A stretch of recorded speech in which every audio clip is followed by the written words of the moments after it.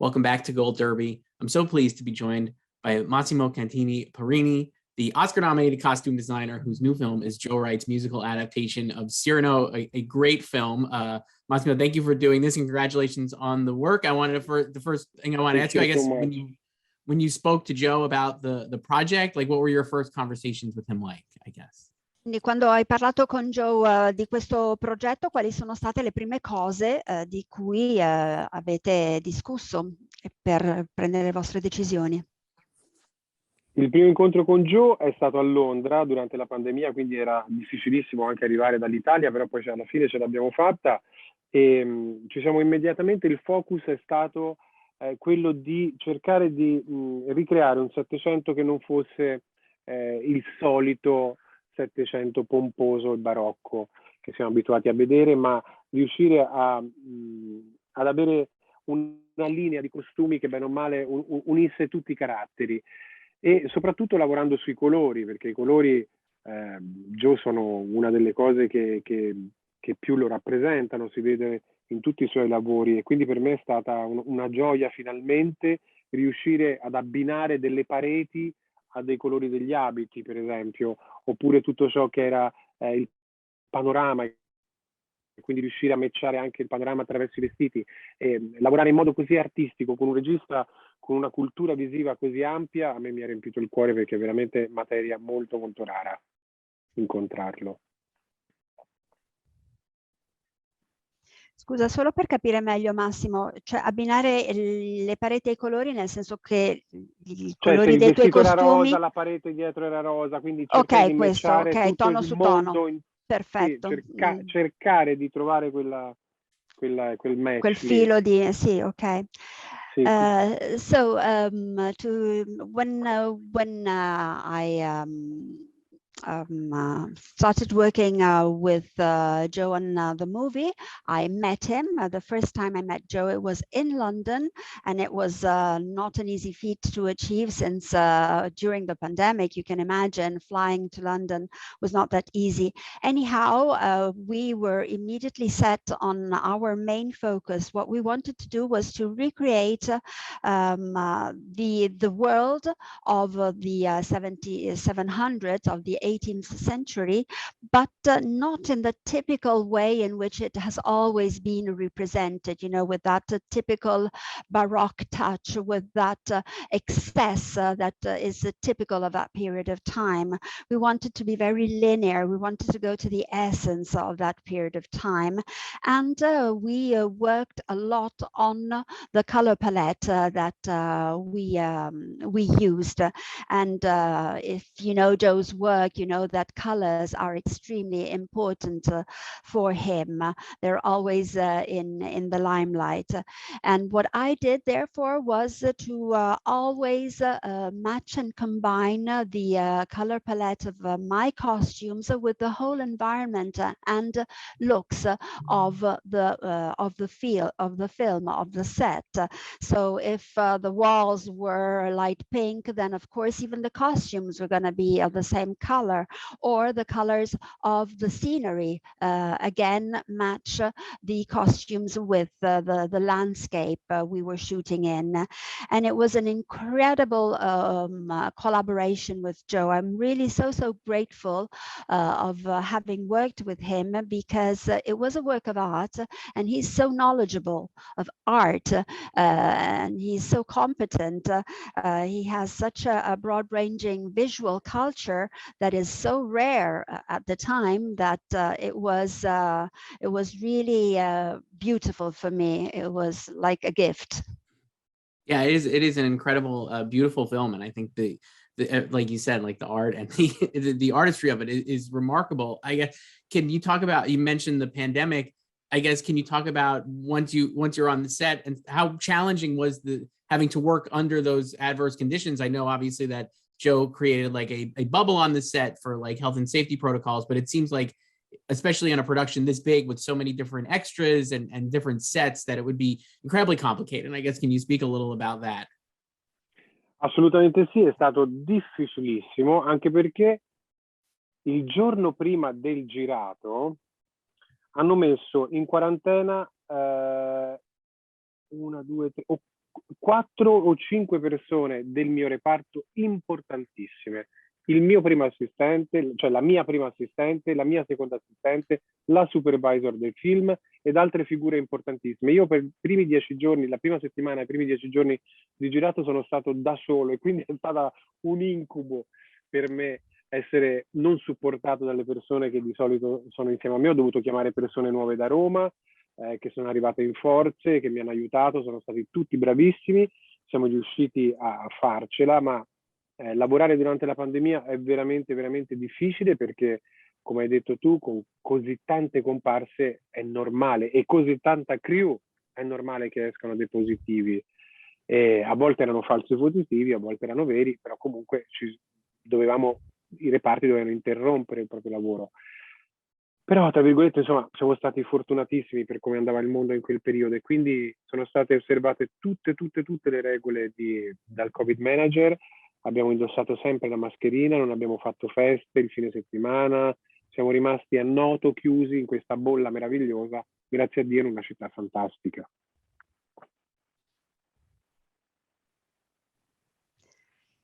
Yes, it was extremely difficult. Let me just tell you that the day before we had to start with our shooting, we saw that 4 or 5 people, very important people from my department, had to be quarantined. And my first and second assistant, the supervisor of the film. So the first 10 days were a nightmare since I had to work by myself with none of these precious people to help me out for my work. Then luckily I could call in some new people to collaborate from Rome, and luckily enough they flew in and they could help out, and it was great work that we achieved. And in fact, as you say, to work during a pandemic is extremely complicated and difficult because with so many extras and so many people also in the crew. The crew was also quite numerous. Sooner or later you do get someone who's positive to COVID. And nonetheless, let me just say that we were extremely lucky to get to the end of the shoot, but we were all very, very consistent with the measures. We were very respectful. There was our COVID manager who was very strict and severe, and we adhered and abode to all the measures that were set in place. We always wore our face masks, no partying, but we were very lucky because we were in Noto, a beautiful, beautiful place to be in. Yes, for sure. You mentioned before, like how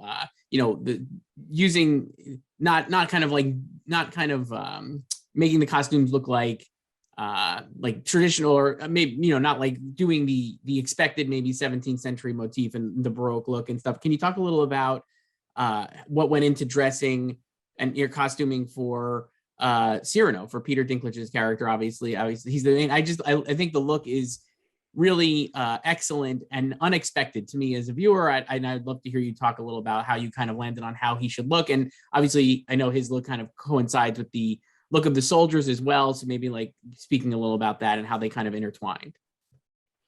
Parlare del costume di Peter? Sì, il costume di Peter e il fatto che appunto poi anche tutti gli altri soldati erano vestiti come lui. Sì, è stata un'idea che abbiamo avuto con Joe, anche perché Peter è un soldato semplice, quindi comunque non doveva avere un uniforme differente dagli altri. E l'idea grande, diciamo, di questi costumi è stata quella di inventare delle abbottonature, cioè al posto di ogni cucitura c'erano delle abbottonature, in modo che il costume prendesse forma sempre in maniera diversa, in modo che un abito solo potesse essere trasformato in più versioni, sia naturalmente per l'attore principale che l'ha saputo portare in modo magistrale. Io raramente ho visto portare un costume come l'ha portato Peter, è stato veramente, veramente eccezionale, e sia anche per gli altri caratteri militari. Però la grande invenzione è stata appunto, tra virgolette invenzione perché non si inventa più niente, però è stata quella di riuscire a sostituire le cuciture con i bottoni in modo che io potessi togliere e aggiungere dei pezzi all'occorrenza e far sembrare i costumi in modo diverso sempre.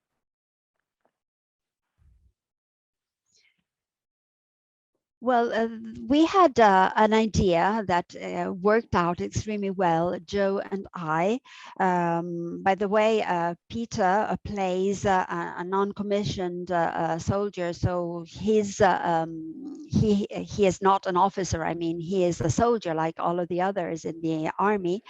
And he's wearing the same uniform. So the main idea was that we replaced the seams with buttons. So all of the uniforms feature these buttons along the seam lines.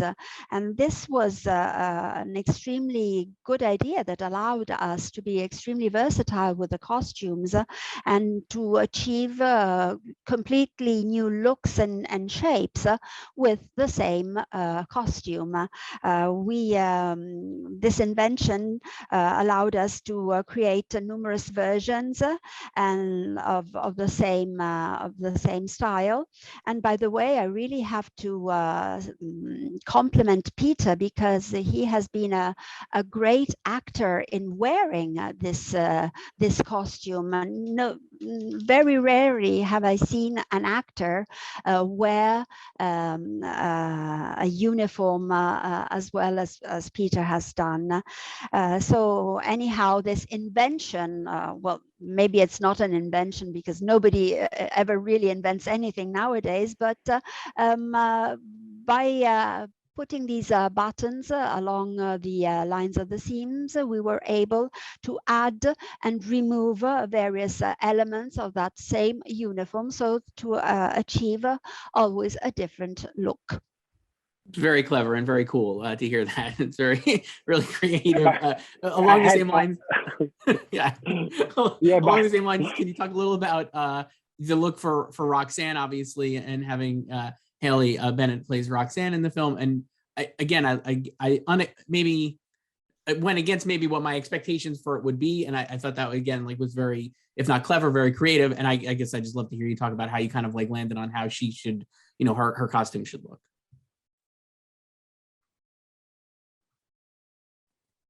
Roxanne sono stati disegnati da Jacqueline Duran, che è la costumista storica di Joe, e che lui voleva facesse appunto il carattere di Roxanne. Quindi io ho collaborato pochissimo, sono solamente stato con lei ad aiutarla un pochino nella realizzazione all'inizio, e poi abbiamo aperto questo laboratorio in Sicilia e continuato a fare i costumi. Lei purtroppo non è mai potuta venire sul set per esigenze appunto di lavoro e niente, e purtroppo non ho vissuto in pieno questa esperienza. Well, you see, the costumes for Roxanne, for Haley Bennett, were designed by the historical costume designer that Joe always hires, i.e. Jacqueline Duran. And this is why I cannot really say that much about her costumes. I just helped out a little at the beginning, at the onset of the whole, the designing moment of the movie. So I helped out there, and then I helped out, of course, when we were shooting in Sicily. We have opened a small laboratory so as to be able to sew and make all the costumes while shooting. Jacqueline Duran has never been on set. She collaborated from London, so that's why I cannot say that much. Totally understandable. Yeah, and again, incredible having to do all that stuff on set is just really, really remarkable. Is there a costume that you would say you're most proud of how it turned out on the film? And could you speak to that a little? Marina? Quello di cui sei più orgoglioso di costume che hai realizzato nel film? Tantissimi, mi sono piaciuti tutti, però devo dire che Le suore mi hanno reso particolarmente orgoglioso perché sono riuscito a cogliere mh, l'essenza del periodo storico mischiata alla modernità e anche a questa trasparenza che non è certo tipica della Chiesa. Però sono un po' delle figure, un po' degli alieni, se vuoi, ma che accompagnano il film sempre. Non si è visto molto bene, ma essendo suore di clausura, all'inizio del film fanno questa scalinata del Duomo di Noto chiuse dentro a una specie di baldacchino e salgono sulle scale e sembrano delle meduse. Ed ha divertito molto Joe questa cosa che avevo fatto. Comunque sì, è uno dei costumi, diciamo, di cui vado più orgoglioso, essere riuscito ad arrivare a quell'essenza lì delle suore, per le suore.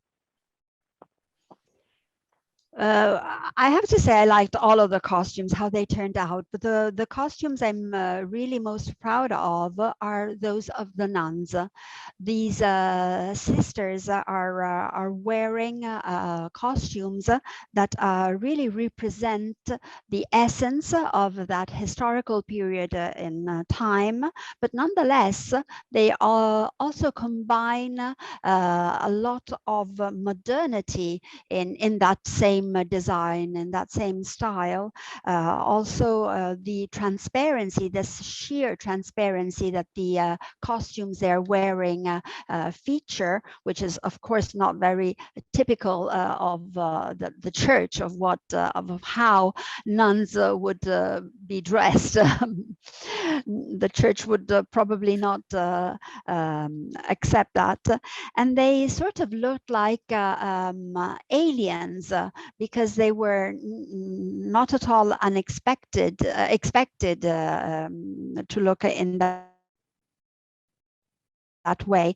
And they are also present at the opening of the film. I don't know whether you have noticed that scene. They are climbing up the stairs of the Noto Cathedral, and they really look like dancing jellyfish going up the stairs. And Joe was so happy of the looks of the costumes they were wearing, and that's probably the costume I'm most proud of. Yeah, it is great. It is a great costume. I love the film so much, and I think like we've talked about here, the artistry that all of you guys were able to put into this is really remarkable. And we do have to wrap up there, but I want to thank you so much for your time, Massimo Cantini Parrini, and Marina. Thank you so much for being a translator. Again, it was a real pleasure talking with you. The film is great. It's thank you so much. On February 11th. Thank you so much. Thank you.